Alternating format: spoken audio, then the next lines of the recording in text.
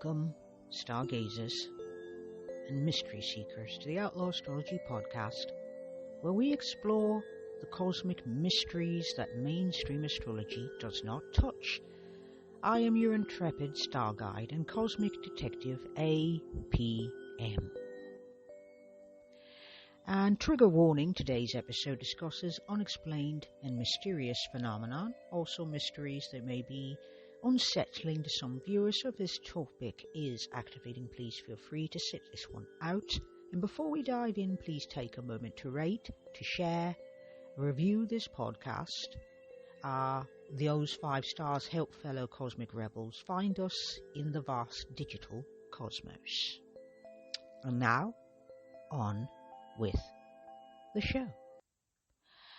Okay, so we're going to be talking about a really interesting topic, which I think is pretty cool, and it's basically using astrology to look at the unexplained and the unknown. So we all have those pet stories, and if you don't, if you're listening to this podcast, you do. I assure you that you do. We all have those pet true crime stories that either fascinate us or we find revolting, but we can't look away, and stories that interest us, like our interest in remote viewing, Bigfoot, like cryptozoology, maybe that's your thing, the paranormal, maybe the supernatural is your thing, that sort of thing. And so we're looking at astrology from the perspective of being able to use that to make sense of the unexplained and the mysterious. And why would we do that? Well, the reason why we do that is to better understand ourselves. Because the whole point of this podcast, outlaw otherwise, is know thyself. And I know the cosmos. But in knowing thyself, meaning one's values, one's ethics, and etc., you also have the ability to build a life, create a life based on who you really are. And in order to make the best choices for yourself, to be able to know your North Star, you need to know who you are first. And so that is the purpose of astrology. Astrology can also be a mystical, esoteric, or even an occult practice. It can be a path that one chooses. So that is what we're going to be talking about today. So we're going to start off with the Trinity of Mystery. And that is how we're calling the sun, the moon, and the ascendant, and how they work together to unveil mysteries. And so the sun is about the physical evidence, what you can see, what you can put your hands on, whereas the moon guides us through the shadows, and the ascendant shows us where to begin our investigation. Now, here's the thing about this. The sun, moon, the Trinity is now a big thing in astrology as we see it practiced on Instagram and all the other socials. It's a big emphasis on it. The sun is often seen as the ego, the conscious mind, your self-concept. The moon is seen as safety needs and how one nurtures oneself. And this is all psychological astrology, by the way. And the ascendant is seen as the mask we wear according to astrology. I'm going to point out that I don't happen to see the ascendant in particular that way. The ascendant is who we think we are, who we know ourselves to be, who we perceive ourselves to be rather than who others perceive us to be, because house 1 is underneath the fold, meaning it's those subjective houses that are not easily seen, and the chart is seen from the perception of the ascendant, meaning a sextile, a trine, a square is always from the perception of the first house, which is where the ascendant usually rests. If you use Placidus, it'll be on the cusp of the first house. If you use whole sign houses, it will tend to move around quite a bit, even within a few houses. So it can be in the 12th house, it can be in the 3rd house if you're using whole sign houses, which, by the way, I do. So that's a note. And so let me go a little deeper into those. So solar illumination is what we're going to call that. And the sun represents the conscious quest for understanding and revelation. In mysterious sightings and unexplained events, it symbolizes what is visible and apparent. It is the physical evidence we can see and document. It illuminates the tangible aspects of the mystery whilst casting shadows that hint at deeper truths. Okay? Now, we're going to call the next one a lunar intuition, because the moon does have a lot to do with the unconscious, the subconscious, that is, which is hidden in secret, in addition to our, how would I describe that? In addition to our safety needs and etc. So, the moon governs the hidden realms, the subconscious, the unconscious understanding. So, whilst investigating mysteries and the unexplained, it represents our intuitive insights, symbolic patterns we might notice, and any ephemeral qualities that defy conventional explanation. So it guides us through the shadows of the unknown and give us maybe perhaps a connection to ancient wisdom.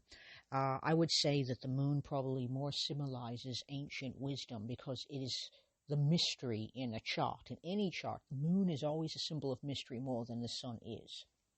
All right, the next thing we're going to call it rising sign or rising sign mysteries. And the ascendant marks the eastern horizon. That's the point of emergence. So basically it's dawn. Whatever is in your first house was rising on that particular day. Whatever's in the seventh house was setting on that particular day. So if the sun is in your first house, it was rising. And whatever sign is on the cusp, say Pisces, the sun was rising in Pisces on that particular day. And that means that whatever, and let's say that Mars is in Virgo in the seventh house, that means Mars was in Virgo and setting on that same day. Okay, so that's basically what that means. And to move on, so when you want to analyze the mysterious, like using the rising sign, like say a Nazca line, for example, it indicates how the phenomena first presents itself to our awareness and to our understanding. But it's also our perspective, our own unique perspective on that particular mystery and the unexplained. So it's the initial approach, the initial perception to unraveling mystery. Okay? And so that would be how I would explain things. Now we're going to go a little further and we're going to look at Mercury. So Mercury is the cosmic detective, and excuse me, and it helps decode the mystery, so that means ancient inscriptions, symbolic languages, etc. It would have a tendency to help us make sense of things, to help us communicate, as it were, okay? So let's look a little deeper. So I should say that Mercury is a inner planet. So that's basically a personal planet, which would include Venus as well as a personal planet. Sometimes Mars, depending on whom you ask. So, but for the sake of this, we'll include Mars as well. So the personal planets hold a special significance when we're talking about explaining or exploring the mysterious phenomena and hidden truths. So unique insights can be offered into the nature of the explained. So that's what we're doing with this. So Mercury message or mercurial messages. Mercury is the messenger of the gods. Also coming back all the way to Thoth. Thoth would be the would be a similar god, but in the Egyptian pantheon. And Mercury is in the Roman pantheon. The Greeks have a god named Hermes. And so it is Thoth, Hermes, and then we have Mercury. Okay, so that is the representation in the astrology. Quantum astrology is what I call it, but that name is fluid. It could change. Represents the transmission and interpretation of the information. So anything mysterious and unexplained, it governs the ancient inscriptions, symbolic languages, patterns of communication that might need to transcend ordinary understanding, meaning you're going to understand the spirit, the poetical of the moment, as opposed to it being a literal truth. When it comes to the esoteric, when it comes to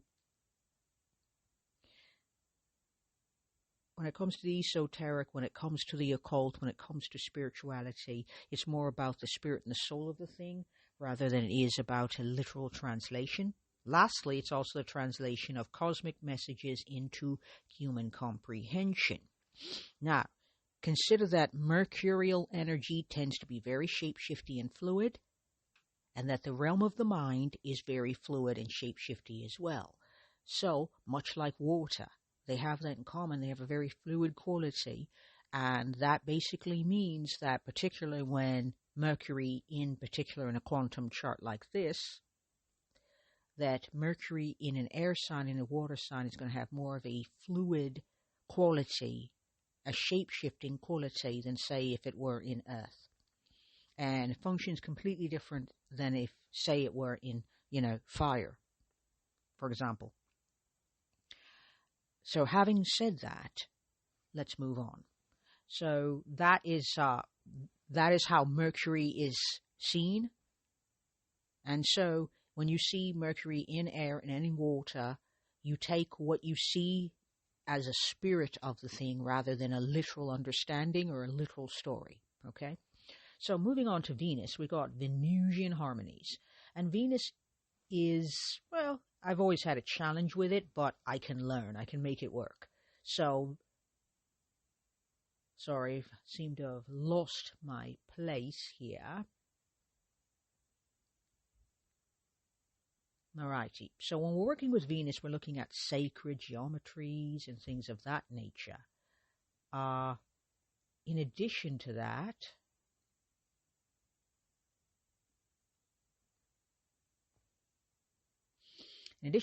Venus illuminates the aesthetic and their harmonic principles within mystery, the mysterious phenomena, etc. So Venus will guide us to understand sacred geometries, golden ratios, things like that in ancient structures, the role of beauty, an artistic and aesthetic expression in cosmic mysteries as well, and relationships between Earth and its energy patterns and more cosmic rhythms. Now, this is bound to change or expand as I understand the topic of this particular topic even better. Now, when we're looking at Mars, Mars shows us the technological capabilities, of, whatever intelligence we're looking at. Because as Mercury would be, whatever that intelligence we're looking at, it could be animal, it could be crypto, it could be ancient, it could be more of a futurist idea. So we're talking about that. That's what Mars can potentially represent. So it's also the dynamic force and purposeful action behind any unexplained or mysterious phenomena. And in investigation, it can reveal technological capabilities required to create or to understand ancient wonders, particularly if Mars is in an aspect with Mercury. Okay, and there is the strategic placement and orientation of sacred sites and ancient sites and energetic principles powering unexplained events. And it could be, say, we're looking at an alien or what we think is an extraterrestrial craft. Mars would give us an idea of what fuels the craft, the technology behind it, and perhaps any motivation on the craft's use and purpose. Okay, so I should note also, when we're analyzing mysterious phenomena, we have to observe how Mercury, Venus, and Mars interact with the luminaries, meaning that the luminaries would be Sun and Moon, and that will give us a deeper layer of meaning and help us better understand the purpose of the unexplained. So typically, that is how those inner planets tend to act. Now, if we're going to look at synthesis and practice, which is a really cool thing, we're going to have to see how those forces work together when investigating the mysterious and things like that. So today we're going to look at, and when we're talking about investigating mysterious sites, so we're talking about sightings like a cryptozoological, or we're looking at Nazca lines or ley lines or things of that nature. We look at how Mercury's communication patterns align with Venusian geometries if they're present, or martial energetics if they're present, to better understand how they might all be playing together. So let's see. So if we're talking about a hypothetical in a situation, because I'm going to do an episode after I present how astrology can be used to better understand the explained and the mysterious. I'm then going to present cases or case study in which we apply the information. So right now I'm showing the information, I'm sharing it with you so you can grab it, take it in. And so this episode and the following episode, episode 8, will be all about this information so that you will have it, so that when I do present the case, that you can then refer to this, take notes and refer to this when I talk about how this would be applied, how it would be used, how we would use Mercury, Venus, and Mars, along with the luminaries and the other planets, to then interpret an event to make sense of it. Because the whole point isn't just to make sense of things as an exercise. It is to practice critical thinking, to practice analysis, and to practice discernment. And to learn to be able to read between the lines so that you're not taking something that is figurative or meant to be metaphorical or symbolic literally. That you're able to understand the spirit of the thing and use that spirit to better navigate and understand yourself and your choices and how you wish to move forward or present and show up in life. Okay, so that's how we're going to proceed. So the whole point of the exercise is to give information about how astrology can be used in many different ways, because astrology is a very, very vast subject. It's a very vast field with a long tradition and history. And so when I'm presenting it, what I'm presenting is the ability to use it to explore any number of topics, to explore timing. Should I do this? Should I do that?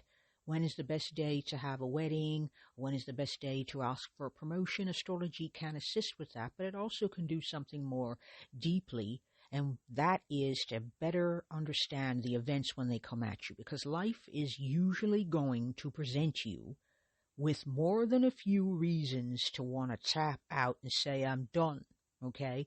I need a break, I need a coffee, I need a tea, I need to have a lie down, a sit down, a time out, okay? And so astrology's purpose here is to see to it that we can better navigate life. We can show up. And when we turn up, we can turn up with whatever energies we've got. If you know that, you have a placement here, and you're looking at a chart, and we've got Mercury and air and water, as I've said, that's kind of slippery energy. You know that you're going to need to slow down to be able to discern, to analyze, and to use any critical thinking abilities to better assess the situation before taking action. If you've got Venus hanging out in Earth, which is really cool, but by the way, Venus really likes earth and water as a rule. But when you got Venus earthy, Venus is very much in the material, very much in what can be touched, what can be seen, what can be heard. It's more grounded. Whereas if it's in water, it tends to have more of a flowy quality. And if you put Venus in fire, it's a bit more explosive, is how I would describe it, okay? And Mars tends to like being in water and fire. And as I said, water is very fluid, and fire is kind of, too hot to handle. You can't grab it, it's too hot to handle sort of energy. And so I mention this so that going forward, you see that interpretations in astrology are very fluid, particularly when planets in quantum astrology, which is what I'm tentatively calling this. This is a working title. It's probably going to change. It might change. just to give us a base ground for which to stand on, okay? So, this is what we've got for today. I want to keep it short and sweet so that you can listen more than a few times, take notes, and acclimate the best you can until the next episode, and then presenting that last case. So the key insight here is that personal planets aren't about just one's daily horoscope. The point is they're meant to unlock cosmic mysteries and sometimes even personal mysteries. It is allowing us to dance or play with cosmic energies and to allow us to face or to embrace or to dance with, play with, whatever words you prefer, with the unexplained, the unknown, and the mystery. They're meant to help us unlock those things, but not meant for us to fix those things and make them absolutes, okay? So it's just a way of helping us navigate. So, to find more investigations, if you want more of the daily horoscope type thing, I've got you covered. I have a newsletter called The Daily Stargazer. You can find that in the show notes. I am available. Available, definitely. But I am on APM, and Outlaw Astrology is available on Instagram, Pinterest, and YouTube. And you can find those links also in the show notes.